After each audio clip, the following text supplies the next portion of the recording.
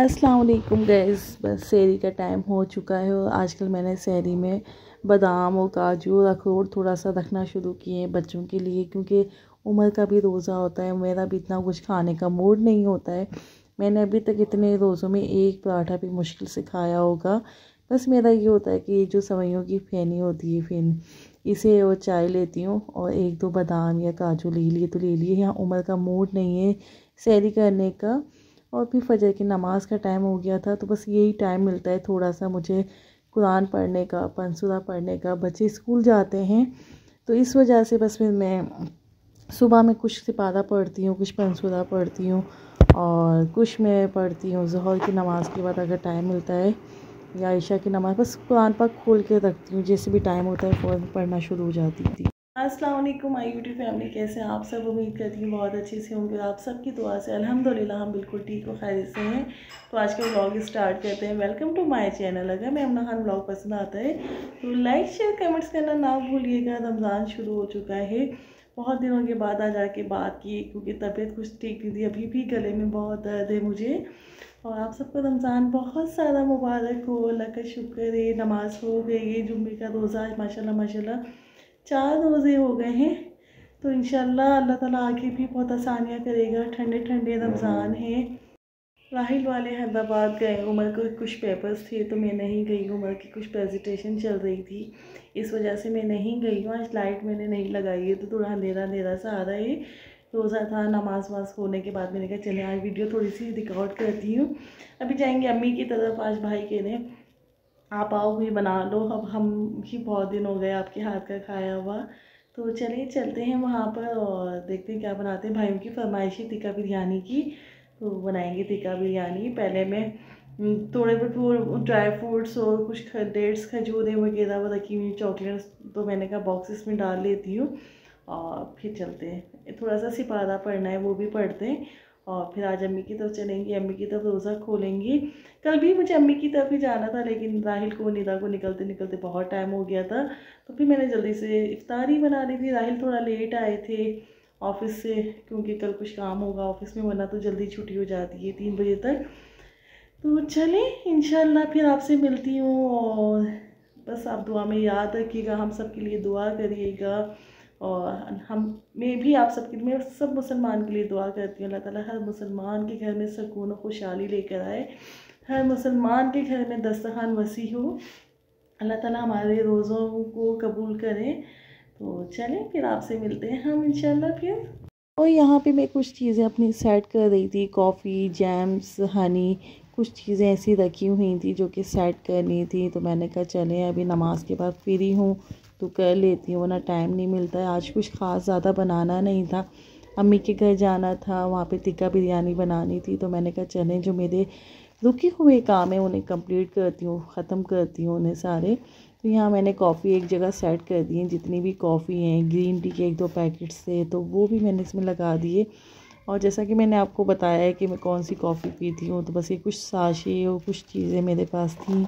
कुछ बच्चों की चॉकलेट्स रखी हुई थी तो मैंने कहा इन्हें एक पैकेट में कर देती हूँ। कुछ ड्राई फ्रूट्स थे तो वो भी मैंने एक ही पैकेट में कर दिए सारे, क्योंकि इजीली निकालो खोल लो। और डेट्स खजूरें भी रखी हुई थी, तो इन सब को मैंने एक साथ बाउल में किया। और शॉपर्स में से निकालना मुझे ये होता है कि ख़राब ना हो जाए, कराची है, कुछ नमी सी चीज़ें ना हो जाए। कराची में बहुत जल्दी चीज़ों में नमी आ जाती है, तो इस वजह से इनको पैकेट में रखते हैं कि ईज़िली आराम से फ्रेश रहें ये। और इस तरह के जार में या बाउल में आप रखेंगे तो हमेशा आपकी चीज़ें फ़्रेश रहेंगी। तो ये अल्हम्दुलिल्लाह मेरी सारी चीज़ें सेट हो गई थी। अब रह गई थी खजूरें, बहुत लेट हो गई थी, क्योंकि रमज़ान में ये होता है, वैसे भी मेरी कोशिश होती है कि मैं वज़ू में रहूं, लेकिन रमज़ान में ये होता है कि हर वक्त वज़ू में ही होती हूँ। जब भी वॉशरूम से आई या कुछ भी है, नमाज़ पढ़ी, सो के उठी हूँ तो फ़ौरन वज़ू कर लिया। तो बस फिर ये होता है कि जल्दी ना कुरान का होता है तो इस तरह के काम नहीं होते हैं। रमज़ान से पहले मैंने सारे घर की क्लीनिंग के काम और जितने भी वॉशरूम की दीवारें, घर के सारे पर्दे, ये सब काम करवा चुकी थी। और फिर मैं आ गई थी, अम्मी की बहुत लेट आई थी तो ज़्यादा मैंने देर रखा नहीं, मैरिनेट करके। और क्विकली वाली रेसिपी मैंने जल्दी जल्दी बनाई कि बस एक तरफ मैंने मैरिनेट करके रखा, बाकी सारी इफ्तारी अम्मी बना चुकी थी। और बस ये थोड़ा मेरा एक टिक्का बिरयानी का ही काम था, तो मैंने चिकन को सारे मैरिनेट करके रखा था सारे मसालों के अंदर।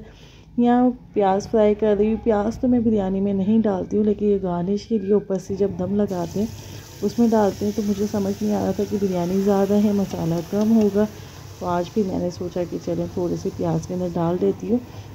हाफ़ प्याज मैंने इसमें से निकाल लिए थे गार्निश करने के लिए, और हाफ़ प्याज मैंने इसके अंदर ऐड कर दिया था मसालों के अंदर। और लहसुन अदरक का पेस्ट भी मैंने मैरिनेट में भी डाला था, अदरक लहसुन में भी डाला था। और ये क्विकली वाला काम हो रहा था कि टमाटर कटिंग करे और सारे स्पाइसेस उसके अंदर मैंने ऐड कर दिए थे। हरी मिर्च को बीच में से चीरा लगाया था, वो इसमें ऐड किया था। और फिर मैंने दम दिया, क्योंकि बहुत जल्दी 15 मिनट रह गए थे और जल्दी जल्दी मैंने बॉयल करे, तो ज़्यादा रेसिपी रिकॉर्ड नहीं कर सकी। इजीली आराम से घर में बनाऊंगी तो बिल्कुल ये होता है ना, मैं और राहिल होते तो ज़्यादा इफ्तारी का नहीं होता, बस एक चीज़ बना ली और एक मीठा बना लिया। तो इस तरह से कोई एक डे रख के आपको टिक्का बिरयानी की रेसिपी फुल रेसिपी दूँगी। बहुत अच्छी बनी थी। भाई ने अपने दोस्तों को भी भेजी तो उन्हें भी बहुत पसंद आई। उन्होंने बाकायदा पूछा कि बाहर से मंगवाई थी या घर में बनाई थी, एक स्टीम भी। ये गाइस अनाबिया के कल कुछ ड्रेसेस बन कर आए हैं और इतने अच्छे बनाए हैं जैसे रेडीमेड होते हैं ना। कि देखिए कितनी एयरलाइन गहर वाली फ्रॉक है। ये मैंने प्रिंट लेके यहीं से अम्मी को भेजा था, क्योंकि मुझे कराची में कोई समझ नहीं आता था मैं किससे बनवाऊँ, क्या करूँ ना। तो अम्मी ने मुझे कहा कि आप मुझे भेज दो, मैं बनवा के लाती हूँ तुम्हारी ड्रेस। बहुत अच्छे बनाए, मुझे बहुत समझ में आए, क्योंकि मुझे थोड़ा सा होता है कि कपड़े अच्छे बने हुए होने चाहिए, मुझे नहीं समझ में आते। खुद की भी कोशिश करती हूँ बहुत अच्छी हो, कि डिज़ाइन सबसे हट कर हो। तो अनाबिया को भी जब पहनाती हूँ कोशिश ये होती है कि ऐसा डिज़ाइन हो कि सबसे हट की हो। बहुत अच्छे बनाए, रेडीमेड की तरह बनाए। ये देखिए इनमें पॉकेट भी लगाई है, ये देखिए इतना खूबसूरत लग रहा है ना।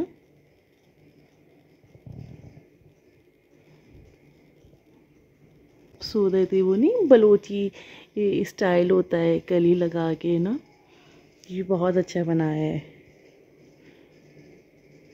ये बैक से भी ऐसा ही है। वो इतनी अच्छी फिनिशिंग पट्टी के साथ, इतना अच्छा डिज़ाइन, देखें पीछे भी डिज़ाइनिंग की है, बहुत खूबसूरत लग रहा है। मुझे ये होता है कि रमज़ान के सूट सारे ना जुमे जुमे के नए होने चाहिए, बच्चों के भी मेरे भी।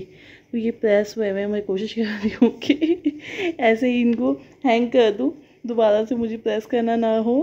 तो इनको बस इसलिए सीधा सीधा रख रही हूँ कि इन्हें हैंगर करते हैं हम। ये वाला देखें, गला देखें इसका कितना अच्छा वो लास्टिक लगा के बनाया है।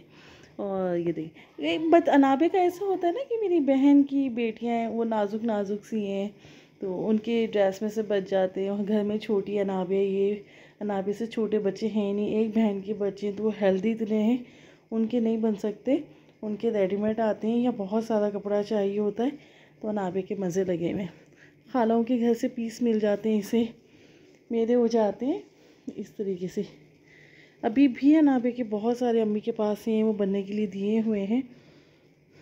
ये देखिए, हालांकि ये मुझे समझ नहीं आ रहा था वो क्या बनाएंगी, क्योंकि पीस छोटा था, लेकिन उसने देखो ब्लैक की डिज़ाइनिंग लगा के बहुत खूबसूरत बना दिया है। बहुत प्यारा लग रहा है माशाल्लाह माशाल्लाह। तो चलें गाइस, अभी एक और सूट ये वाला भी है। ये इसके पता नहीं काज बनाने थे, पूरी खुली हुई जो काज वाली फ्रॉक होती है वो है, तो वो शायद मुझे आज भिजवाएंगी।